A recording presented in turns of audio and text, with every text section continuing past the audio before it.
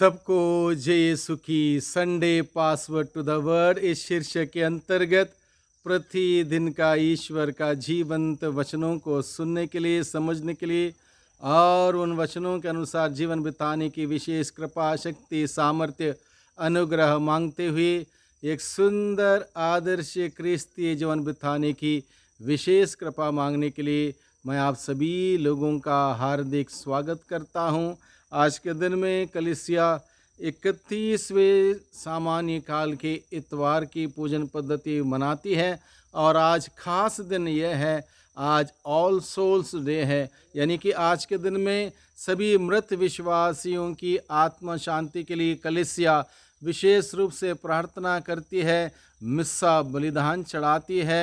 कब्रिस्तान में जाकर वहाँ पर हमारी घर परिवार के प्रियजनों के कब्र के पास खड़े होकर ईश्वर से हम उनके लिए दया की भीख मांगते हैं और इस प्रकार से एक सुंदर कार्य करने के लिए और हमसे पहले इस दुनिया से विदा होके चले गए उनके साथ वही रिश्ता, संबंध, प्यार बरकरार रखने के लिए कलीसिया आज के दिन में हमें सिखाती है। और आज का यह दिन हम सभी लोगों के लिए बहुत ही खास है, क्योंकि हमारे घर परिवार से हो सकता है कहीं लोग हमसे पूर्व यहाँ इस दुनिया से विदा हो गए हैं, एक दिन हमें भी जाना है। इसलिए हमारा कर्तव्य और फर्ज है कि हम एक दूसरे की प्रार्थना के साथ मदद करें। इसलिए आज कलीसिया सब मृत विश्वासियों को याद करते हुए उनकी आत्मा शांति के लिए विशेष प्रार्थना करती है, पवित्र मिस्सा बलिदान चढ़ाती है। यह इसलिए ज़रूरी है कि कोई भी व्यक्ति मरने के बाद अपने आप कुछ नहीं कर सकता। मान लो कोई इंसान मरते वक्त पापमय अवस्था में मर जाएगा, वह व्यक्ति स्वर्ग प्रवेश नहीं करेगा। स्वर्ग में किसी भी प्रकार से अपवित्रता प्रवेश नहीं कर सकती। ऐसे लोगों को परगट्री बोलते हैं। शोध अग्नि की जगह पर उनको उस प्यूरिफिकेशन के उस प्रोसेस में गुजरना पड़ता है, यानी कि शुद्धिकरण के उस प्रणाली से गुजरने के बाद ही स्वर्ग में प्रवेश मिलता है। और वहाँ पर शुद्धिकरण के लिए उन सभी आत्माओं को हम सबों की प्रार्थना की ज़रूरत है, मिस्सा बलिदान की ज़रूरत है, क्योंकि कलीसिया हम सबों को सिखाती है कि ईश्वर की योजना सबों को स्वर्गीय सुख, और इंसान जब पापमय अवस्था में मरता है उसको पूर्ण रूप से शुद्ध होने के बाद ही स्वर्ग में प्रवेश मिल जाएगा। और प्रवेश करने से पहले परगट्री में वो इंतज़ार करता है, वहाँ पर शुद्धिकरण का उस प्रोसेस उसके साथ चलता है और उस दौरान हमारी प्रार्थना उस व्यक्ति को हर प्रकार के पाप की मलिनता से मुक्त करने में और ईश्वर की दया प्राप्त करने में सहायक सिद्ध होती है। इसलिए कलीसिया ने आज का दिन विशेष रूप से मृत विश्वासियों के लिए ठहराया है। मृत्यु में क्या मरता है, हमें इस बात को समझना बहुत ही ज़रूरी है। मृत्यु में क्या मरता है? मृत्यु में हमारा शरीर मरता है, हम नहीं मरते। हम आत्मा हैं। आत्मा जो है अजर है, अमर है, अनंत काल के लिए ईश्वर ने बनाया है।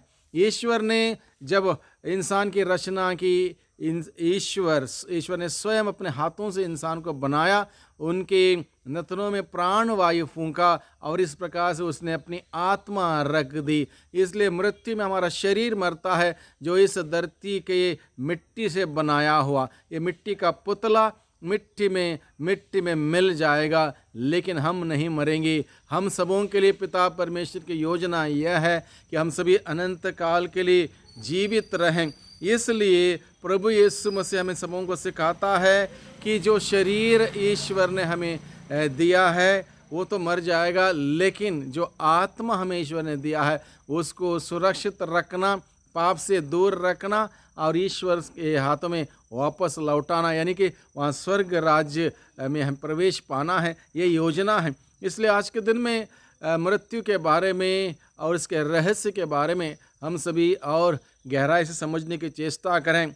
सबसे पहले बिंदु में हम लोग ये सीखें, जो यीशु के पास जाता है उसे प्रभु यीशु कभी नहीं ठुकराता। ये बात आज के सुसमाचार के द्वारा प्रभु बताता है। जो प्रभु के पास जाता है, प्रभु में विश्वास करता है, विश्वास का जीवन जीता है, उसके लिए प्रभु यीशु मसीह का आश्वासन और वादा यही है, जो प्रभु में विश्वास करते हुए जीता है वो मरने पर भी जीवित रहेगा। यानी कि वो आत्मा स्वर्ग में सुख पाएगा विश्वास के द्वारा। इसलिए हम सबों को मृत्यु जीवन का विनाश नहीं, जीवन का विकास है। और उसके बाद हमारा एक आशा जाग जाती है, जिसने प्रभु पर विश्वास किया वो व्यक्ति कभी नहीं मरेगा, बल्कि प्रभु के साथ स्वर्ग राज्य में प्रवेश करेगा। दूसरे बिंदु में हम लोग देखते हैं, पिता की इच्छा यह है कि सबके सब बच जाएं।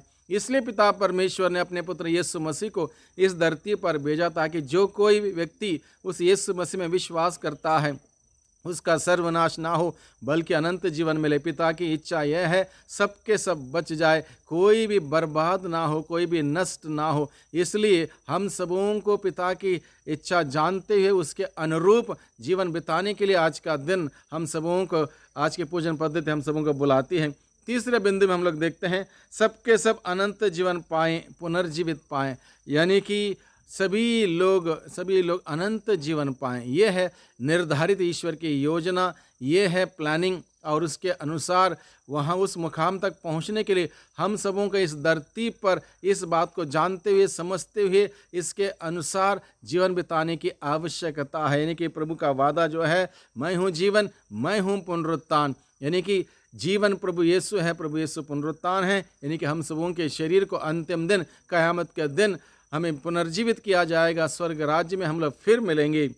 मृत्यु जीवन का द्वार है, मृत्यु जीवन का द्वार है। जिस प्रकार से प्रभु यीशु ने कहा, जब तक गेहूं का दाना मिट्टी में गिरकर नहीं मरता तब तक वो अकेला रहता है, यदि वो मिट्टी में गिरकर मरता है वो बहुत फल लाता है। यानी कि गेहूं का दाना जब बोते वक्त मिट्टी में बोते तो एक दाना होता है, वहाँ पर ऐसा प्रतीत होता है कि वो मर गया, लेकिन वहाँ से इसमें से अंकुरित होता है, जीवन आता है और बहुत सारे फल उत्पन्न करता है। उसी प्रकार से हम सभी लोगों के लिए, प्रभु में विश्वास करने वाले लोगों के लिए, मृत्यु जीवन का विनाश नहीं, जीवन का विकास है। मृत्यु जीवन का द्वार है। जब वो गेहूं का दाना बोया जाएगा, वहाँ से वो अंकुरित होगा और बहुत सारे गेहूं के दाने उत्पन्न करेगा। इस प्रकार से हमारा इस शास्त्र में सिखाता है, मृत्यु में हम खत्म नहीं होते, हमारा शरीर खत्म होता, हमारा विश्वास के वजह से हम जीते हैं।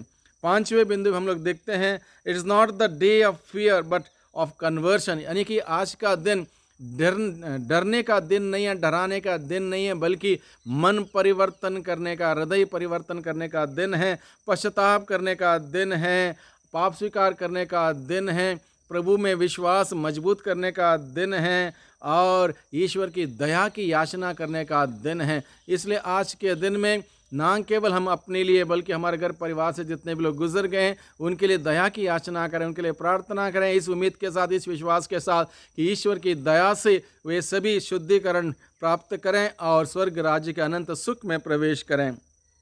छठे बिंदु में हम लोग देखते हैं, let us be spiritually alive in order to live eternal life, यानी कि हमें आध्यात्मिक रूप से जीवंत रहना है ताकि हम अनंत जीवन का सुख पाएं। आध्यात्मिक जीवन में जीवंत रहने का तात्पर्य क्या है? उड़ाव पुत्र की कहानी से हम लोग समझ सकते हैं। जब उड़ाव पुत्र अपने पिता से रिश्ता संबंध तोड़ते हुए दूर चला गया, उसके बाद वो पिता बोलता है, ये मेरा बेटा मर गया था फिर जी गया है, और यही बात उसके बड़े भाई से बोलता, तुम्हारा भाई मर गया था फिर जी गया। यानी कि ईश्वर से दूर होना, ईश्वर के प्यार से दूर होना, ईश्वर के साथ हमारा रिश्ता संबंध तोड़ना एक प्रकार की आध्यात्मिक मृत्यु है। इसलिए आज के दिन में प्रभु हमें सिखाता है, प्रभु का वचन सिखाता है, हम आध्यात्मिक तरीके से जीवंत रहें ताकि हम सभी इस दुनिया के जीवन के बाद अनंत जीवन पा सकें। और सातवें बिंदु में हम लोग देखते हैं, we shall meet again, that is the hope. हम सभी दोबारा मिलेंगे, इस धरती पर हम मिलते ही हैं, मरने के बाद भी हम दोबारा मिलेंगे।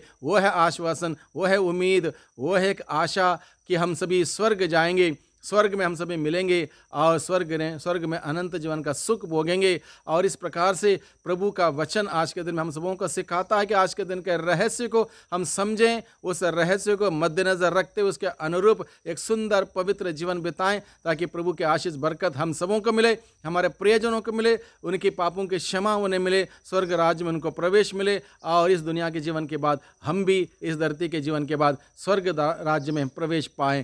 प्रभु की आशीष बरकत हम सबों को निरंतर मिलती रहे। सभी मृत विश्वासियों की आत्माएं परमेश्वर की दया से शांति में निवास करें। आमीन। सबको धन्यवाद। सबको जय यीशु की।